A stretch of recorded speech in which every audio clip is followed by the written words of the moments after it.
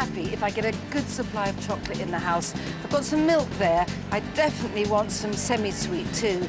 Probably the most useful chocolate for cooking with. Oh, and I have to have little chips or morsels. The thing about these, you can scatter them into any mixture when you're baking, and you've got lovely melting nuggets of chocolate later. The more the merrier. You know, you can never have too much chocolate, and I've got the basics, but who wants to stop there? What I really want is some deeply gorgeous, bittersweet chocolate. Oh, and I tell you as well, I have a real thing about the combination of salt and sweet. So I've got to take this, yum, yum, yum, yum, chocolate with salt in it. Oh, and this looks nice.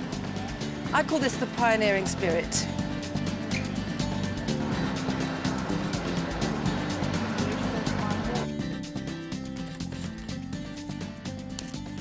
Chocolate and cheesecake are the two things absolutely vying for the top spot in the dessert Hall of Fame.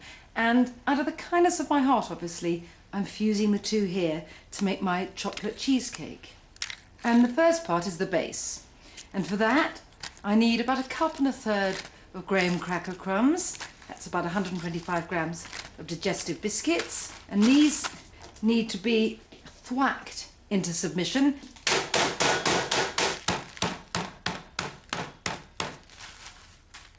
Right, that's more or less done it. I'm just going to give a quick roll.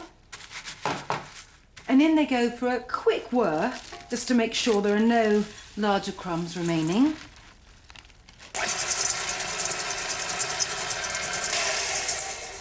That's all I need. Now, the chocolate cheesecake has to have a chocolate base. I'm getting that with cocoa. Put a tablespoon in with the crumbs. And a little whir again, just so that the cocoa is evenly distributed in the crumbage. It's a very impressive suntan there.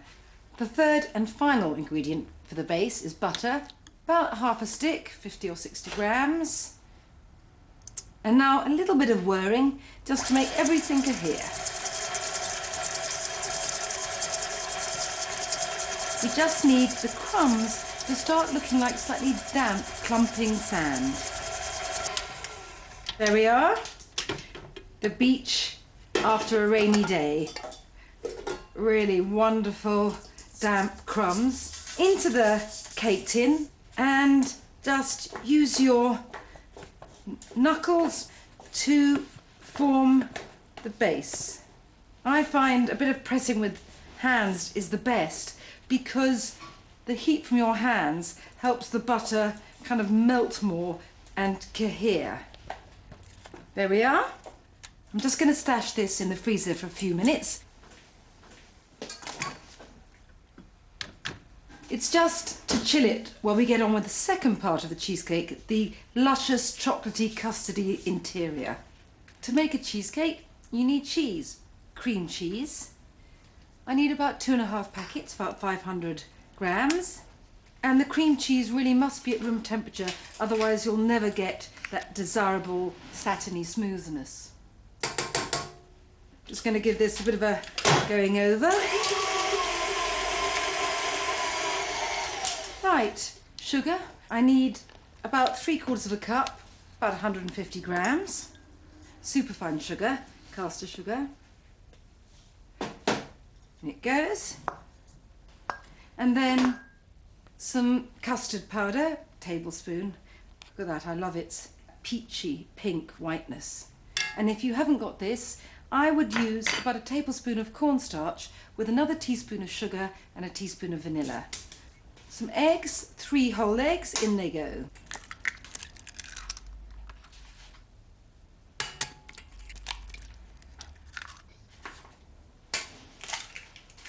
And 3 yolks. In you go, my babies. To intensify the tang of the cream cheese, some sour cream. About 2/3 cup, 150 millilitres. And I've got 2 ways of making this cheesecake chocolatey, and the first way is by adding a bit of cocoa. There's only a teaspoon here, and I've dissolved it in a tablespoon of hot water from a kettle. Chocks away.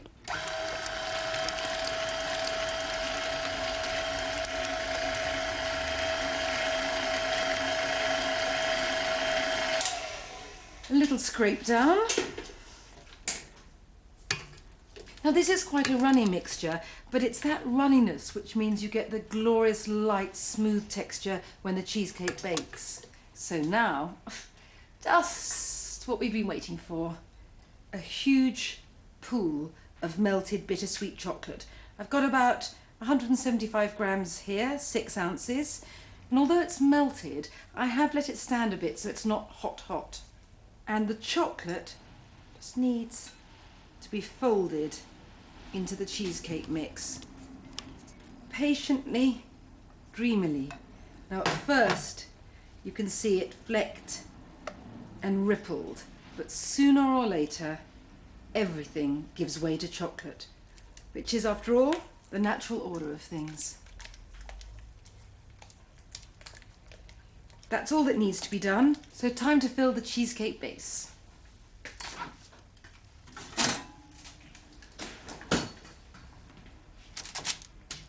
First, I wrap with cling. That's so no liquid can get in or out, because I'm baking this in a water bath. And on top of the cling, as a safety measure, foil. Let's bring it right up. The tin goes into a roasting tray. Now I'm going to pour my gorgeous brown batter into the crumb-lined tin. Deep, deep pleasure. Deep, deep pleasure. And last stage, to make the water bath, I'm going to pour a kettle of recently boiled water into the roasting tin so that it comes about halfway up the cheesecake tin. And don't be alarmed if the cheesecake tin bobs about a little. It's the cling that gives it buoyancy. And this goes into a 350-degree oven, that's about 180 centigrade, for 45 minutes to an hour, thereabouts. And you can tell it's ready when it's just set. I mean, it will be set properly at the sides, but the centre should have just a hint of wobble about it.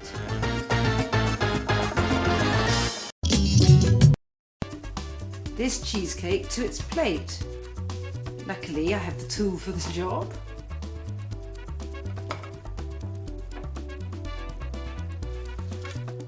Now, I did advertise a tripartite cheesecake, did I not? And here is the third and final part, its crowning glory. Some melted chocolate, that's about 3/4 of a bar, a bittersweet chocolate, which I am going to Jackson Pollock over the waiting cheesecake.